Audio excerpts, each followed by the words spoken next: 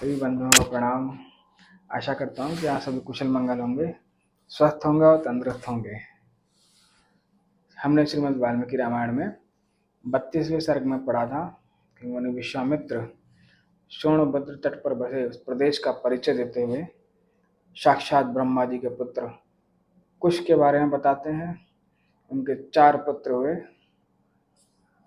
राजकुमार कुशाम्ब, कुशनाभ, असूर्तरजस और वसु। इन चारों ने क्रमशः 4 पृथक नगर बसाए, जिनके नाम है कौशाम्बी, महोदय, धर्मारण्य और वसु द्वारा बसाया गया गिरिव्रज। जिस प्रदेश में अभी ये विश्राम स्थान है जिनका, मुनि विश्वामित्र जी का, श्री राम लक्ष्मण जी का, उस प्रदेश की भूमि को वसु की भूमि बताया गया है। जो गिरिव्रज नामक का देश था वो 5 पर्वतों से घिरा हुआ प्रदेश था। इन 5 पर्वतों के बारे में महाभारत के सभा पर्व में बताया गया है।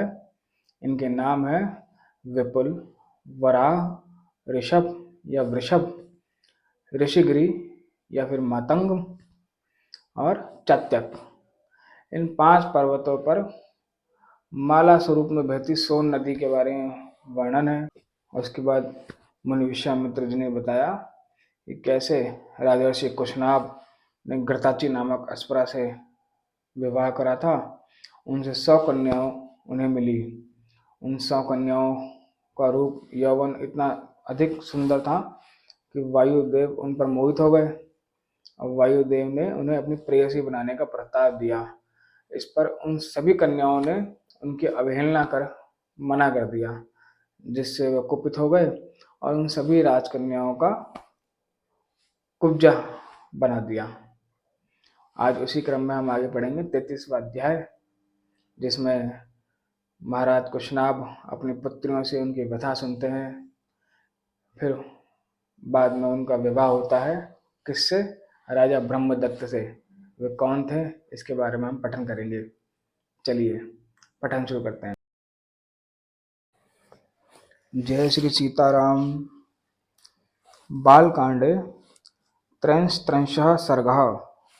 इस सर्ग में राजा कुशनाभ द्वारा कन्याओं के धैर्य एवं क्षमाशीलता की प्रशंसा, ब्रह्मदत्त की उत्पत्ति तथा उनके साथ कुशनाभ की कन्याओं का विवाह। अब कथा। बुद्धिमान महाराज कुशनाभ का वह वचन सुनकर उन 100 कन्याओं ने पिता के चरणों में सिर रखकर प्रणाम किया और इस प्रकार कहा, राजन, सर्वत्र संचार करने वाले वायुदेव अशुभ मार्ग का अवलंबन करके हम पर बलात्कार करना चाहते थे। धर्म पर उनकी दृष्टि नहीं थी। हमने उनसे कहा, देव आपका कल्याण हो, हमारे पिता विद्यमान हैं, हम स्वच्छंद नहीं हैं, आप पिताजी के पास जाकर हमारा वरण कीजिए। यदि वे हमें आपको सौंप देंगे तो हम आपकी हो जाएंगी। परंतु उनका मन तो पाप से बंधा हुआ था। उन्होंने हमारी बात नहीं मानी। हम सब बहिनें यही धर्मसंगत बातें कह रही थी तो भी उन्होंने हमें गहरी चोट पहुंचाई, बिना अपराध के ही हमें पीड़ा दी।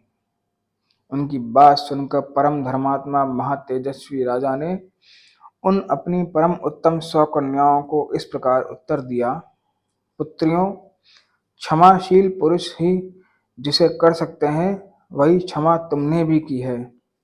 यह तुम लोगों के द्वारा महान कार्य संपन्न हुआ है।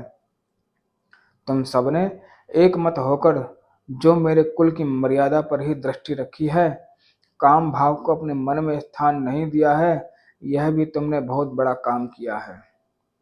स्त्री हो या पुरुष, उसके लिए क्षमा ही आभूषण है। पुत्रियों, तुम सब लोगों में समान रूप से जैसी क्षमा या सहिष्णुता है, वह विशेषतः देवताओं के लिए भी दुष्कर ही है। पुत्रियों, क्षमा दान है, क्षमा सत्य है, क्षमा यज्ञ है, क्षमा यश है और क्षमा धर्म है। क्षमा पर ही यह संपूर्ण जगत टिका हुआ है। कुकुस्त कुलनंदन श्री राम, देवतुल्य पराक्रमी राजा कुशनाभ ने कन्याओं से ऐसा कहकर उन्हें अंतःपुर में जाने की आज्ञा दे दी।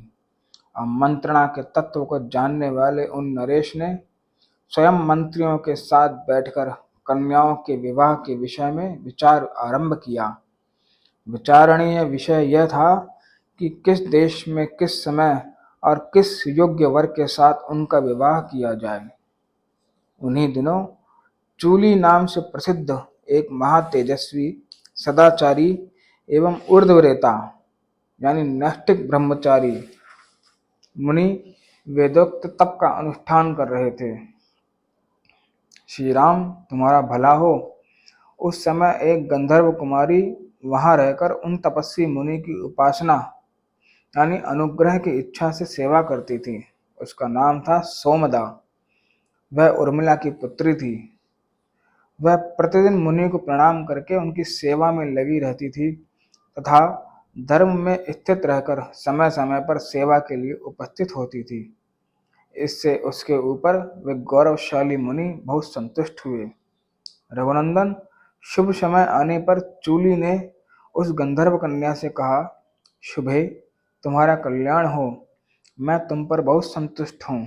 बोलो, तुम्हारा कौन सा कार्य प्रिय सिद्ध करूं। मुनि को संतुष्ट जानकर गंधर्व कन्या बहुत प्रसन्न हुई। वह बोलने की कला जानती थी। उसने वाणी के मर्मज्ञ मुनि से मधुर स्वर में इस प्रकार कहा, महर्षि, आप ब्राह्मी संपत्ति यानी ब्रह्म तेज से संपन्न होकर ब्रह्म स्वरूप हो गए हैं। अतएव आप महान तपस्वी हैं। मैं आपसे ब्रह्म तप से युक्त धर्मात्मा पुत्र प्राप्त करना चाहती हूँ। मुने, आपका भला हो। मेरे कोई पति नहीं है। मैं ना तो किसी की पत्नी हुई हूँ और न आगे होऊंगी। आपकी सेवा में आई हूँ। आप अपने ब्रह्म बल से मुझे पुत्र प्रदान करें। उस गंधर्व कन्या की सेवा से संतुष्ट हुए ब्रह्मर्षि चूली ने उसे परम उत्तम ब्रह्म तप से संपन्न पुत्र प्रदान किया। वह उनके मानसिक संकल्प से प्रकट हुआ मानस पुत्र था। उसका नाम ब्रह्मदत्त हुआ। कुशनाभ के यहाँ जब कन्याओं के विवाह का विचार चल रहा था, उस समय राजा ब्रह्मदत्त उत्तम लक्ष्मी से संपन्न हो काम्पिल्या नामक नगरी में उसी तरह निवास करते थे जैसे स्वर्ग की अमरावतीपुरी में देवराज इंद्र। कुकुत कुलभूषण श्री राम। तब परम धर्मात्मा राजा कुशनाभ ने ब्रह्मदत्त के साथ अपनी 100 कन्याओं को ब्याह देने का निश्चय किया। महातेजस्वी भूपाल राजा कुशनाभ ने ब्रह्मदत्त को बुलाकर अत्यंत प्रसन्नचित्त से उन्हें अपनी 100 कन्याएं सौंप दी। रघुनंदन, उस समय देवराज इंद्र के समान तेजस्वी पृथ्वीपति ब्रह्मदत्त ने क्रमशः उन सभी कन्याओं का पाणी ग्रहण किया। विवाह काल में उन कन्याओं के हाथों का ब्रह्मदत्त के हाथ से स्पर्श होते ही वे सब की सब कन्याएं कुब्जत दोष से रहित, निरोग तथा उत्तम शोभा से संपन्न प्रतीत होने लगी। वात रोग के रूप में आए हुए वायुदेव ने उन कन्याओं को छोड़ दिया। यह देख पृथ्वीपति राजा कुशनाभ बड़े प्रसन्न हुए और बारंबार हर्ष का अनुभव करने लगे। भूपाल राजा ब्रह्मदत्त का विवाह कार्य संपन्न हो जाने पर महाराज कुशनाभ ने उन्हें पत्नियों तथा पुरोहितों सहित आदर पूर्वक विदा किया। गंधर्वी सोमदा ने अपने पुत्र को तथा उसके योग्य विवाह संबंध को देखकर अपनी उन पुत्र वधुओं का यथोचित रूप से अभिनंदन किया।